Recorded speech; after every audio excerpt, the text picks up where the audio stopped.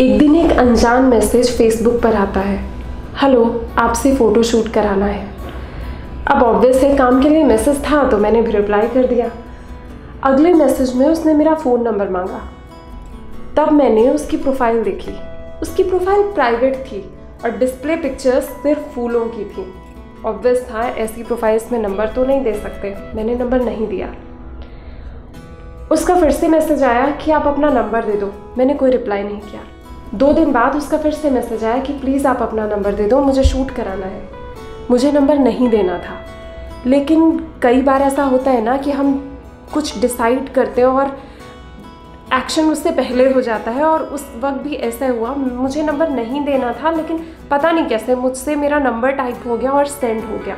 अब unfortunately Facebook का messenger WhatsApp की तरह नहीं है कि आपको जब समझ आया कि आपने गलती करी है आप उसको डिलीट कर सकते हो। तो नंबर मेरा जा चुका था। एक बहुत ही प्यारी सी आवाज़ वाली लड़की ने मुझे कॉल किया था। कॉल करते ही उसने सबसे पहले अपना नाम बताया और इमीडिएटली मुझे बताया कि मैं उसके हस्बैंड की क्लासमेट हूँ। उसने मुझे बताया कि वो मुझ तक पहुँची कैसे है। कभी उसके हस्बैंड ने मेरा वर्क प्रोफाइल वाला पेज उसको दिखाया होगा और उसको मेरी फ़ोटोग्राफी पसंद आई और मैडम ने ये डिसाइड कर लिया कि उनकी शादी का फ़ोटोशूट तो शुभ्रा ही करेगी। उनकी शादी कोर्ट मैरिज हुई थी, तो अब उनके पास सिर्फ रिसेप्शन का ऑप्शन था और मेरे पास सिर्फ उनका रिसेप्शन शूट करने का ऑप्शन था, और ये रिसेप्शन उनका लखनऊ में था। और बस फिर हम सब निकल पड़े लखनऊ की ओर, राहुल और इमारा का रिसेप्शन शूट करने।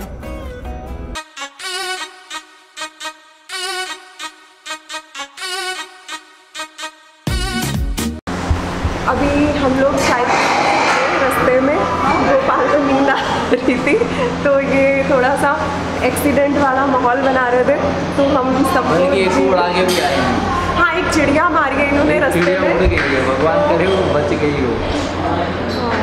तो समझ आ गया कि गोपाल के लक्षण ठीक नहीं है, तो हमें रुक के जरा चाय वाय पीनी चाहिए, तो वरना रिसेप्शन में कुछ और ही होगा आज शाम को।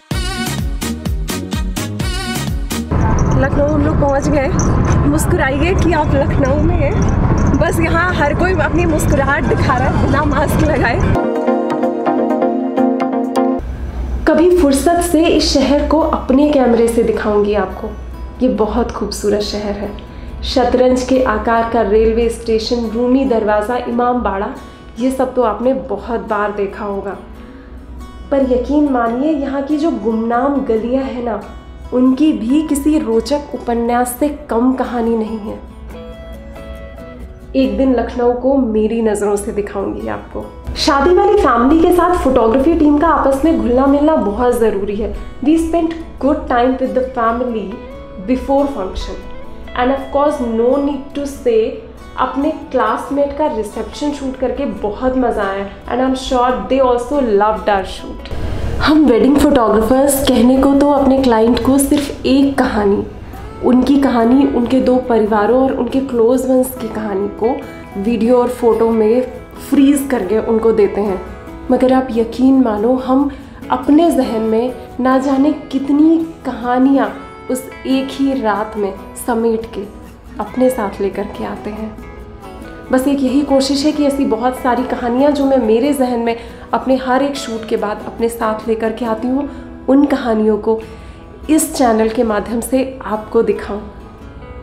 इस शूट में एक बहुत सॉलिड ब्लंडर हुआ था। ब्लंडर ये हुआ कि हम लोग करीब 3:30 बजे रात को निकले थे लखनऊ के लिए, और जब दिल्ली पार हो गया, ग्रेटर नोएडा पार हो गया, हम ऑलमोस्ट हाईवे पे पहुँच गए, तब हमको याद आया कि हमारे वीडियोग्राफर भाई साहब वो अपना गिम्बल घर पे छोड़ आए हैं।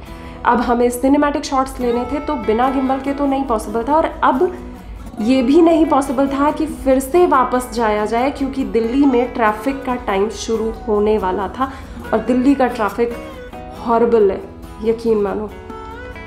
कोई ऑप्शन नहीं था, लेकिन फिर हम लखनऊ पहुँचे और समहाउ ईश्वर की दया रही, दिमाग चला, पुराने एक्सपीरियंसेस काम आए और हमने ये रायता समेटा। ओवरऑल सब कुछ जब शूट शुरू हुआ तब तक सारी सिचुएशन अंडर कंट्रोल थी, मगर इस पूरी भसड़ से जो लेसन मिला ना, वो ये था कि भाई साहब आप वेडिंग फोटोग्राफर हो, you are not allowed to sleep, you are not allowed to take a rest for a single moment. अगर वेडिंग सीजन है तो कोई फ़र्क नहीं पड़ता कि आप कितनी रातों से जग रहे हो, कोई फ़र्क नहीं पड़ता कि आप शूट के 2 घंटे पहले भी आप कुछ एडिटिंग कर रहे थे या जो भी कर रहे थे, आप अपने कपड़े भूल जाओ भाई साहब, लेकिन इक्विपमेंट्स नहीं भूल सकते, ऑप्शन नहीं है। वैसे कुछ लोग सोच रहे होंगे ना ये कैसी फोटोग्राफर है या ये कैसी बिजनेस वूमन है, खुद ही बता रही है क्या क्या ब्लंडर्स ये करती है या इसकी टीम करती है। मैं आज इस बात को जस्टिफाई नहीं कर पाऊंगी कि मैंने ये बात क्यों शेयर करी। मुझे ये लगता है ना, जब हम बात करते हैं ना तो झूठ के पर्दे नहीं होने चाहिए, जो है वो है। अगर मेरी इस गलती से कोई फोटोग्राफर कोई अच्छी बात सीख सकता है ना तो उसमें क्या बुराई है। और यकीन मानो अपना ये ख़राब एक्सपीरियंस शेयर करके मेरा कोई क्लाइंट कम नहीं होने वाला। अगले दिन सुबह की वापसी थी और हम सब ने रास्ता बहुत एंजॉय किया। ओवरऑल सब कुछ बहुत अच्छा था, पूरा शूट कंप्लीट हो गया। मैं दिल्ली से लखनऊ 2 साल के बाद आई। 2 साल पहले मैंने लगातार 2 वेडिंग्स यहाँ पे कंप्लीट करे थे। That time I was pregnant और बहुत ही वैसा वाला इमोशनल टाइप का थोड़ा सा है कि आई वॉज क्वाइट वरीड कि सब कुछ अच्छे से हो जाएगा, because I was not in a very good condition कि मैं सारा शूट कर पाऊँ या सब कुछ। लेकिन सब कुछ बहुत अच्छे से हुआ था उस बार। और उसके बाद अभी 2 साल के बाद अभी मैंने बाहर के प्रोजेक्ट्स करने शुरू किए, तो उसके बाद मैं अब आई। और क्योंकि पता नहीं क्या है, क्या कनेक्शन है, क्या है मैं नहीं जानती, बट मुझे हमेशा से लखनऊ के बहुत सारे प्रोजेक्ट्स मिलते हैं, तो लखनऊ तो आते रहना होता है। हमको रास्ते में रोड पे कछुआ दिखाए और उसके लिए हम गाड़ी पीछे ले जा रहे हैं। वो देखो,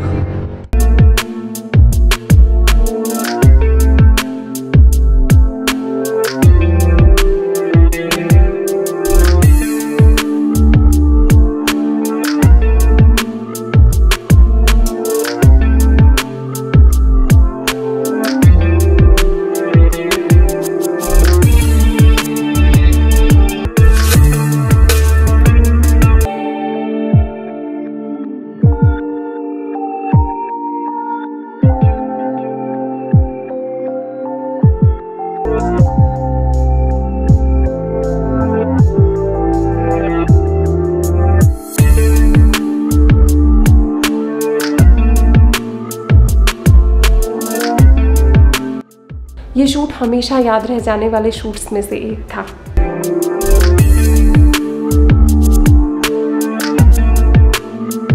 अभी हम लोग कुछ खा के निकले, हमारी टीम वालों ने रज के पेट पूजा की है और अब हम लोग चल रहे हैं।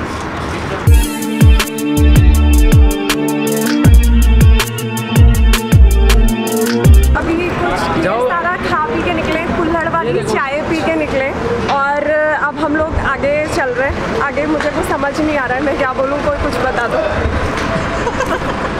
यमुना एक्सप्रेस वे का तीसरा टोल है ये, जहाँ पर हमने मसाला डोसा, जो कि बहुत ही घटिया था। हाँ, 2 मसाला डोसा, 2 अकेले, इनकी हड्डियाँ देखो और 2 मसाला डोसा जरा नापो कहाँ गया। और वो भी बहुत घटिया था और बचा उसमें एक टुकड़ा भी नहीं। देखो तिजोरी रखी है हमने अंदर, एक दिखाई नहीं देती। जैसे ऊँट पानी छुपा लेता है वैसे हमारे अंदर खाना छुप जाता है। हम अंधेरा होते होते दिल्ली पहुंच गए थे और फिर सब अपने अपने घरों की ओर।